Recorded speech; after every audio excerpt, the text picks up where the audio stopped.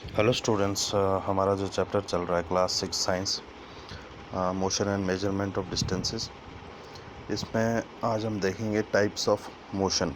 Motion के types कितने होते हैं। मोशन मैंने आपको बताया था क्या होता है। Motion is a kind of A change in the position of an object with time. किसी भी ऑब्जेक्ट में टाइम के साथ जो उसकी पोजीशन में चेंज आता है उसको हम मोशन बोलते हैं। टाइप्स ऑफ मोशंस में 3 मोशंस आते हैं, रेक्टिलिनियर मोशन, सर्कुलर मोशन और पीरियोडिक मोशन। सबसे पहले देखेंगे हम, आपने ऑब्ज़र्व किया होगा कभी कि जो सड़कों पे जो गाड़ियाँ चलती है वो कैसे चलती है, वो एक स्ट्रेट लाइन में चलती है, सीधा लाइन में चलती है। सोल्जर्स जो होते हैं, जवान जो होते हैं, उनका मार्च पास्ट आपने देखा होगा, वो भी एक स्ट्रेट लाइन में होता है। किसी भी पत्थर को आप पहाड़ से गिरते हुए देखोगे तो वो भी स्ट्रेट डायरेक्शंस में ही गिरता है। या आप देखते हो कि जो रेसिंग होती है रेसर्स की, उसमें भी वो स्ट्रेट लाइन में ही दौड़ते हैं। तो ये जो स्ट्रेट लाइन का जो मोशन होता है, जो मोशन हमेशा स्ट्रेट लाइन में होता है, जैसे आर्मी वालों का मोशन, जैसे सोल्जर्स का मोशन स्ट्रेट लाइन में, गाड़ियों का मोशन स्ट्रेट लाइन में, तो इस मोशन को हम बोलते हैं रेक्टिलिनियर मोशन। इस मोशन को हम बोलते हैं rectilinear motion. You may have observed the motion of a vehicle on a straight road, march past of soldiers, falling of stone. Sprinters in a 100-meter race also move along a straight track. In all these examples, we see that objects move along a straight line. This type of motion is called rectilinear motion. This type of motion is called rectilinear motion. Rectilinear motion आपको याद रखना है, वो motion जिसमें object जो है straight line में चले।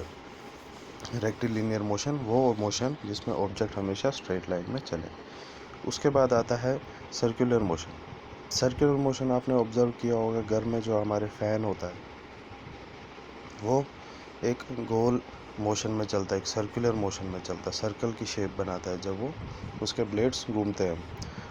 वॉल क्लॉक जो हमारे घर में घड़ियाँ होती हैं दीवारों पे, उसकी जो सुइयाँ होती हैं वो भी सर्कुलर मोशंस में चलती है। आप एक एक्टिविटी भी कर सकते हो। आप एक धागा लो, उसके नीचे आप एक स्टोन बांध दो छोटा सा, और फिर उस धागे को आप वर्ल करो, थोड़ा सा घुमा दो, तो आप देखोगे कि जो स्टोन है वो आपके हाथ के सर्कुलर मोशन में ही घूमेगा, वो हमेशा सर्कुलर मोशन में ही घूमेगा। तो इस मोशन को हम बोलते हैं सर्कुलर मोशन। इस मोशन को हम बोलते हैं circular motion. Take a stone, tie a thread to it and whirl it with your hand. Observe the motion of the stone. We see that stone moves along a circular path. In this motion, the distance of stone from your hand remains the same. This type of motion is called circular motion. इसमें क्या आता है, जब आपने उस धागे में stone बांधा और आपने उसको घुमाया, तो स्टोन की डिस्टेंस जो है आपके हाथ से वो हमेशा बराबर रहेगी उस सर्कुलर पाथ में, तो उसको हम बोलते हैं सर्कुलर मोशन। आपने फ़ैन में भी ऑब्जर्व किया होगा कि जो ब्लेड्स होते हैं वो बीच का जो सेंटर होता है उसके बराबर डिस्टेंस में ही घूमते हैं, जैसे वॉल क्लॉक में सुइयाँ बराबर डिस्टेंस में ही घूमती है, तो उस मोशन को हम बोलते हैं circular motion. The electric fan or clock by themselves are not moving from one place to other, but the blades of fan rotate and so do the hands of a clock. Electric fan जो होता है या clock होती है वो खुद नहीं चलती, लेकिन फ़ैन के जो ब्लेड्स होते हैं और घड़ी की जो सुइयाँ होती है वो सर्कुलर मोशन बनाती है, और उनकी डिस्टेंस सेंटर से हमेशा बराबर होती है। In some cases an object repeats its motion after some time. कुछ केसेस में क्या होता है, एक ऑब्जेक्ट अपनी पोजीशन जो है, अपनी मोशन जो है वो कुछ टाइम के बाद रिपीट करता है, रिपीटेटिव मोशन होता है। इस टाइप के मोशन को हम बोलते हैं पीरियोडिक मोशंस। पीरियोडिक मोशन इसलिए बोलते हैं क्योंकि पीरियड्स में वो मोशन होता है, कुछ टाइम के बाद वो मोशन रिपीट होता है। Take the stone tied with the string that you used in activity 6। Activity 6 में आपने जो देखा,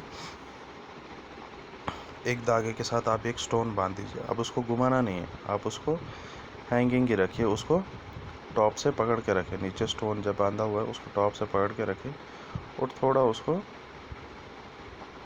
या होल्ड भी रखेंगे तब भी जो स्टोन है वो आगे पीछे मूव करेगा, वो आगे पीछे मूव करेगा जब आप उसको हैंग करोगे।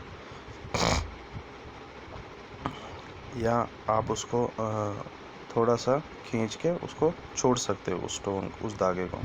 तो आप देखोगे वो जब आपने धागा एक एंड से एक हाथ में पकड़ा है तो वो स्टोन जो है वो आगे पीछे मूव करेगा, जैसे पेंडुलम होता है। जैसे आपने वॉल क्लॉक्स में देखा, नीचे एक पेंडुलम होता है जो थोड़ी देर के बाद अपनी मोशन रिपीट करता है, आगे पीछे आगे पीछे।